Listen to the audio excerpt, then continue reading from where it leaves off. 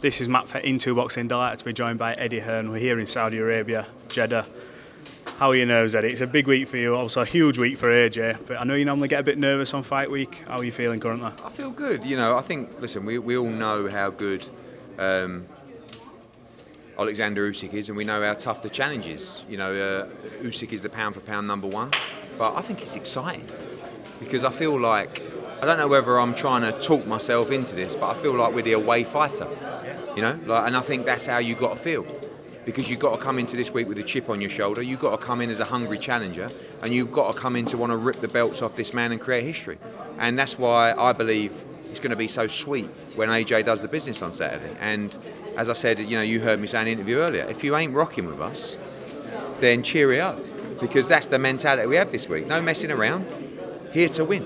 Do you almost feel this will be in AJ's advantage, the fact that it is back against the wall stuff? A lot of people are writing him off. You have to, you know, if you want someone to be more aggressive, if you want someone to fight with almost more fear of failure, someone almost like a last chance, last roll of the dice to win the world heavyweight title, that's what's going to give you that performance you need, which is almost sometimes a performance of desperation to go in there and tear the belts off him. So this isn't about protecting everything. This isn't about boxing smart. This isn't about somehow getting through the 12 rounds and getting the victory by any means. This is about going out there and making it happen. And I truly believe he can do that. And I like him with that mentality. You have to understand about AJ, when there's a great game plan in place, as you saw in Ruiz 2, he can execute that game plan. He boxed in that fight in a style that he's never really boxed before. But he knew what he had to do, he believed in what he had to do, and he went and did it. If Robert Garcia and the team can get it right this time, make no mistake, Alexander Usyk is not Andy Ruiz. But if he gets it right, he can beat him. And this isn't mission impossible. You know, this is mission very possible. But you've got to get it right. In your heart of hearts, what do you think happens on Saturday night? If right now anyone was to ask you and say, look, you have to put your money down, what do you believe happens? I truly believe he stops Alexander Usyk this weekend. And after 6 rounds on Saturday night, I want this fight over, or I want Alexander Usyk tired, damaged and worn out to a point where he can't get in his rhythm. This man is a genius of getting into his rhythm. Mentally draining you, emotionally draining you, making your feet do things they shouldn't do. You saw it with Tony Bellew, great example of a fight where he was in the fight, he was winning the fight, and he just, you know, it drains you. Don't let this guy get in his rhythm. He hates it to the body, he hates getting hit, and you punch like a fucking mule, right? So hit him, and hit him hard when the opportunity comes. Don't be reckless, don't be stupid, reckless at times, but smart, but early, you know? And listen, I think we always talk about the Derek Chisora fight, you know? And Chisora did so many things wrong in that fight, but he did a lot right. I've never seen a man's face like Alexander Usyk look so petrified as he did in those first 1, 2, even 3rd round. He don't like it. He don't like the pressure from the big boys. But he's very good. Very good. Can I get your reaction to Johnny Nelson's comments? I was a bit taken aback by it because he's always sort of, in a bygone year, rocked with Anthony Joshua when you ask him about Tyson Fury, and now he's saying a loss to Alexander Usyk and he thinks he'll pack it in, and I'd be thinking, well, he's still quite young in the game. What's your reaction to that? Are you surprised or...? Because AJ left Sky. If AJ was still with Sky, he'd be the greatest thing since sliced bread, and he'd beat Tyson. I think 2 months ago when he was going to stay with Sky, they said that he'd beat Tyson Fury and he'd do this and he'd do that. To suggest that a man really as relatively deep in his heavyweight career as AJ should retire after losing to the pound for pound number one in the sport has to only be an agenda. Right? So I don't care, and I like Johnny, I like all the guys at Sky. I don't really care what Sky say. I don't really care what the Zone say this week. Certainly don't care what you say, because we're here. We know that. We're here. I'm serious. Like, it has to be that mentality this week. This isn't about being a performing seal, you know. And we'll take care of all the obligations we have to. This is just about smash and grab. Smash and grab these world title belts back from Alexander Usyk, right? And have that chip on your shoulder. That away fighter, the world's against you. How bad do you want it? Because that's how I'm feeling. I'm feeling like that, and I'm not even fighting. I'm feeling like that for AJ. I want to rattle him and say, come on, let's go in there. You got nothing. You ain't got one championship belt. People are doubting you. People are saying you can't do it. Let's go and fucking do it. Yeah. That's the buzz for this week. Talk to me about what it means for him to be potentially a Ring Magazine champion. We've seen that Tyson Fury's vacated that, and that's a prestigious belt when you talk about the heavyweights. Within boxing and among fighters, the Ring Magazine belt may well be the most prestigious of all. Do you know why? What? Because there's no sanction fees, there's no politics, it's just the best in a division. Yep. That is what boxing needs.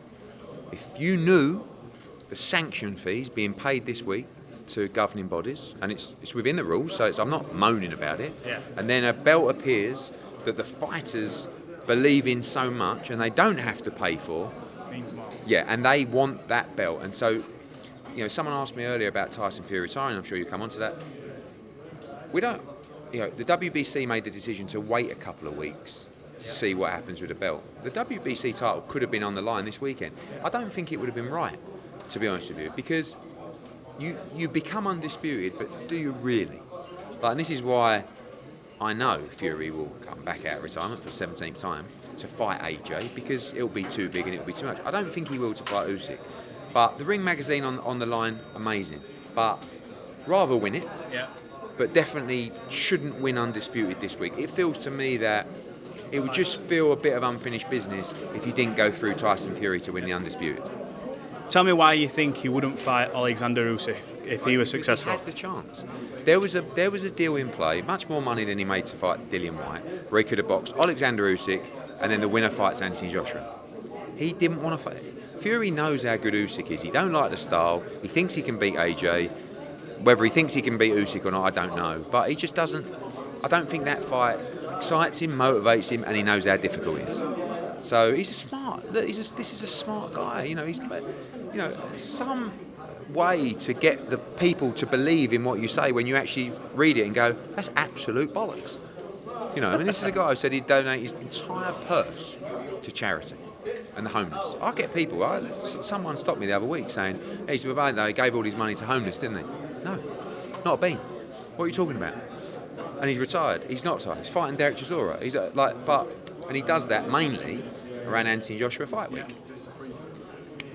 Let's move on from Tyson Fury, because I think we're always talking about his retirement. I think we've done it to death now. But talk to me about what it's like for you working with Sky again. Obviously, we mentioned Johnny's comments, but obviously Adam Smith's going to be here. You left seemingly on what seemed okay terms, but I know you've mentioned before that Sky's lack of backing for things like the Katie Taylor fight week and the fact they've been uploading and giving Alexander Usyk a lot of credit when obviously AJ's the home fighter. Why is that happening? Is that sour grapes? What's your opinion? No, it's a business at the end of the day. We definitely put a few noses out of joint when we made our decision. We had an amazing time with Sky. They're a great company, great people. We have a lot of business with them across our plethora of other sports, darts particularly, which is, without question, one of the biggest sports on their platform, delivering huge audiences. Much bigger than boxing, which my dad always reminded me of when we were there.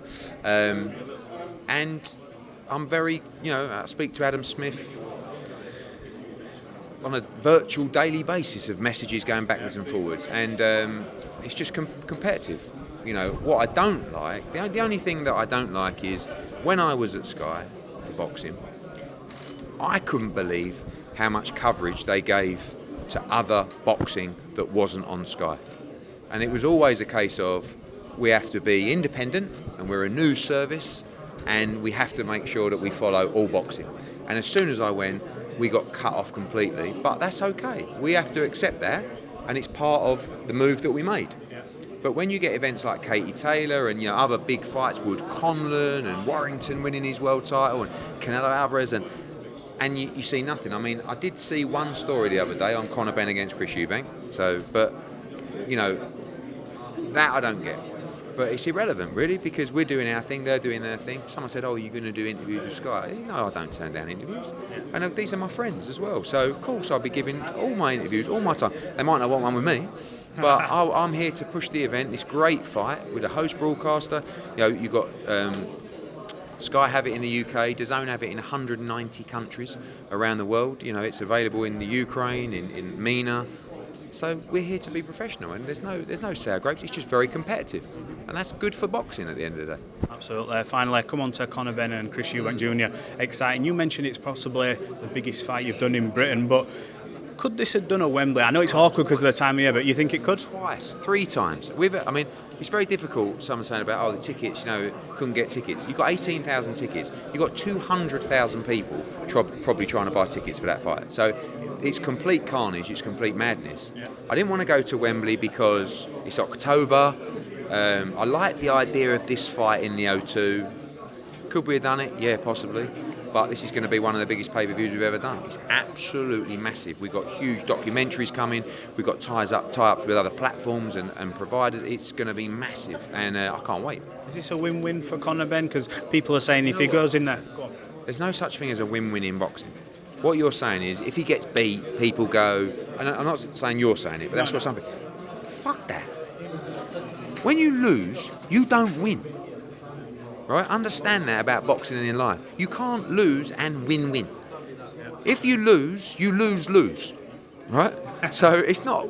He's not there. This isn't a move where it's like, oh well, if you lose, Conor. We don't have those conversations. The conversations are, I'm going to win. And him and Tony believe they can win this fight. And I believe he can win this fight. And it's a brilliant, brilliant fight. Again, when we talk about AJ stepping up, fighting Alexander Usyk, taking on these big challenges, give Conor Benn the respect. He's called this fight on. Eubank never called this fight on, really. It took him a while to sign. Conor Benn said, I want it. I'll do it at 160. Fuck the rehydration clause. Right? But Tony and the management did the right job for him and made sure that he was protected in that sense. Give Conor Benn the respect. You want the big fights? You want fighters to step up and take on the big challenges and give you great entertainment? Conor Ben's your man. Absolutely. Look, Eddie, and you've got a lot of media here. Thanks for talking to Into Boxing. Appreciate your time.